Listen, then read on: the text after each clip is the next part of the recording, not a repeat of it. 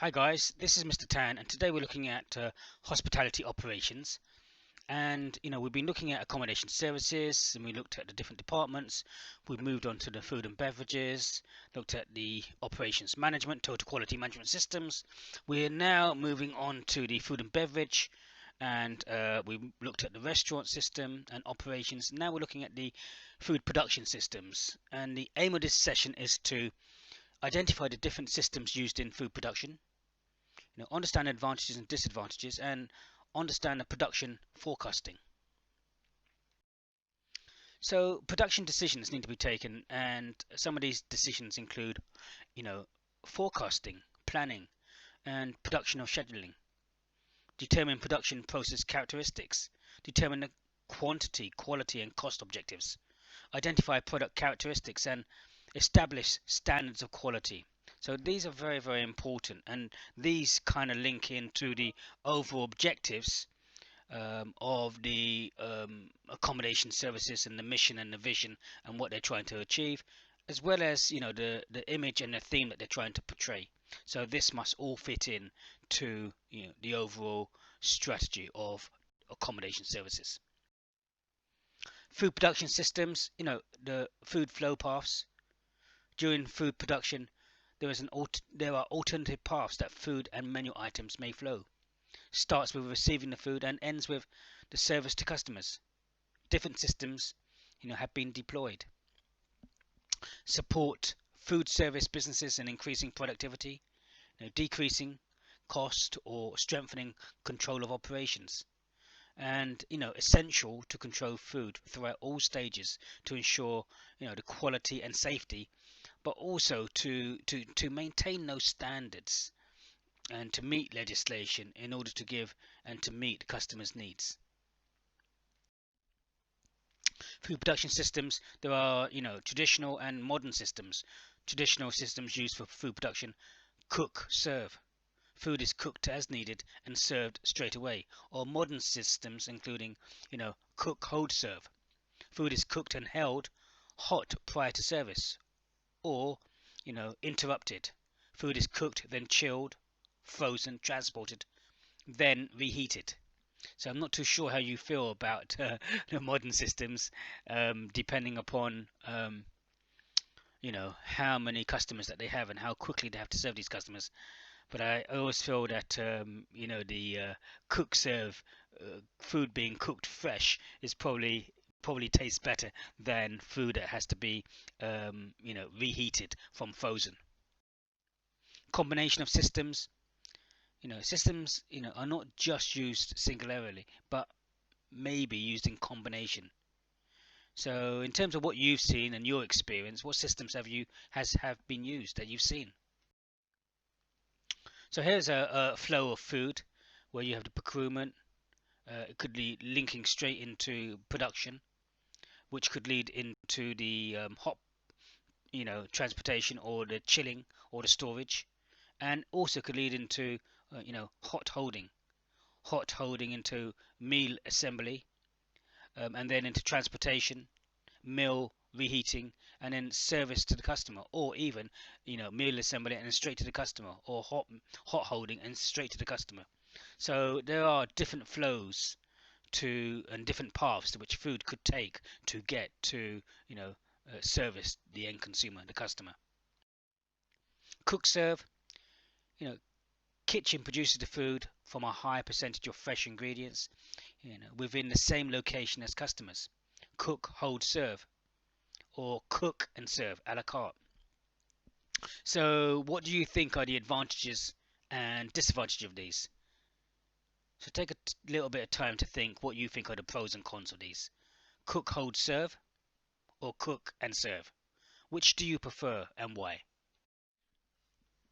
Cook serve advantages: no need for specialist equipment, can modify dishes to meet customers' needs, high quality of image, chefs develop better knowledge of food, can reduce wastage, use up foods in other ways, and allows for flair and innovation. The cook serve disadvantages includes, requires high skill levels in terms of chefs.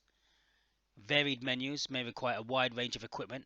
Space, kitchen is large in relation to the outlet and cost, so you need to look at that.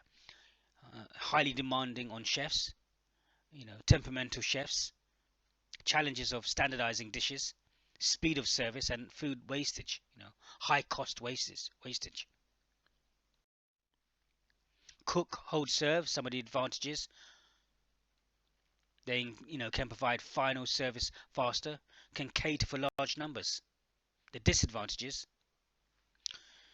food can deteriorate during holding, and excess food may be wasted. Cook, hold, serve, when would you use this method?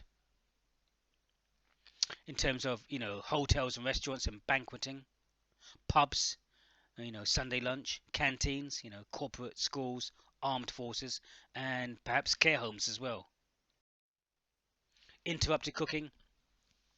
So industry issue: increasing labor cost of shortage of highly skilled employees, use of new forms of food with built-in convenience or labor saving features.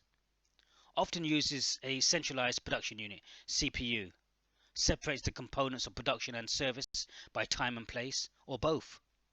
Can be used within the same unit, and also food is prepared in bulk, then transported, or pre-proportioned.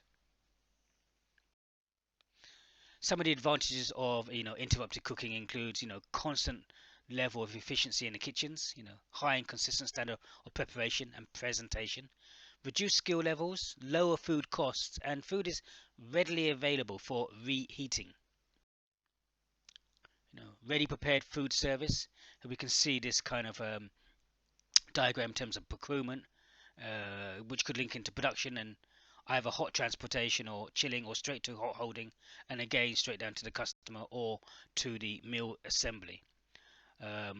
Again, similar, but the ready prepared food service can take different paths and different routes again to get to the end consumer, the customer. Methods of preparing food: well, cook, chill. Food is partially cooked, rapidly chilled, held in chilled storage, and reheated just prior to service. Cook, freeze. Food is partially cooked, rapidly frozen, held in freezer storage, and reheated just prior to service. And sauce vide, raw, fresh food items sealed in plastic pouches, held in chilled storage, and then cooked in boiling water to service, prior to service. So there are different methods of preparing food, and I think this really depends upon again what service you're providing, who is your target market, and what the requirements are. So we can't just say that one method is better than method is better than all the others, because if you have to cook for a banquet or for schools, it's maybe difficult to cook it fresh there and then, or you may not have the time or the resources or the ingredients or even the kitchen space to do that. So it might need to be a cook and chill or cook and freeze. We've looked at the previous slides, and we talked about HACCP concerns and legislation that is required to maintain the health and safety and reducing cross-contamination of foods and any viruses or bacterial fungi that could actually get on the food because of poor processes and practices. So some of these HACCP concerns include improper food handling can cause microbiological concerns. Multiple cooking, cooling practices, and time and temperature controls are essential. Blast chillers, temperature controlled distribution, and strict reheating procedures. And all these things need to be taken into consideration. Strict reheating procedures and the temperatures, to make sure that if you are reheating something, that it's done at the right temperature to kill any microbacteria that might exist on the food. So the cook chill production, again, if we look on the left, we've got the fresh food suppliers, which could lead into dry goods chill store, and frozen food suppliers into the frozen store, leads into the central preparation, blast chilling, leads to transport, peripheral units, including the chill store, and then reheating, and then service. Cook freeze production, again slightly similar, but with a few variations. Fresh food supplies and frozen food supplies link into the central stores, and then the central production unit, blast freezing, frozen food stores. And on the outside of those, you've got the purchased frozen food, fresh food, and the purchased frozen fresh food, which again then lead into either the in-house frozen store, regeneration and service, transport to peripheral units, unit frozen store, regeneration, and then service to the customer. So again, cook, freeze, production. But this needs to be done according to HACCP rules and regulations, done in the right process, done in the right way, done to the right standards, the right temperature, and following the whole process according to guidelines provided. Cook, chill in practice. Advantages of ready prepared food includes, consistent standardized food, excellent for brands. CPU can be owned by a food manufacturer, removes the need for skilled chefs within the business, reduced storage facilities needed at unit level, reduced staffing, level of skills required at the level is, less, and better efficiency of labor. The disadvantages of ready prepared foods includes, the potential to lose nutritional and sensory qualities of food. Greater importance on HACCP, critical control points for cooling, reheating, very, very, very important. Lack of individuality in terms of the menu design, and also may require extensive modifications to the menu design as well. But again, it depends on who you're targeting and the purpose of this. So it may not be possible to cook fresh on a day. So this may be, depending upon where it's targeted for banquets and so on and so forth, the best option.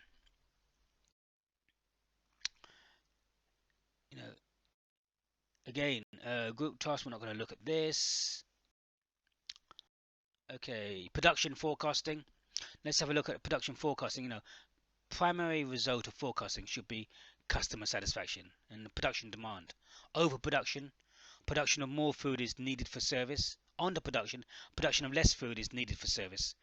And again, it comes back down to your costs and looking at your menus and the cost per portion, and then your selling prices to see if you're going to make a profit.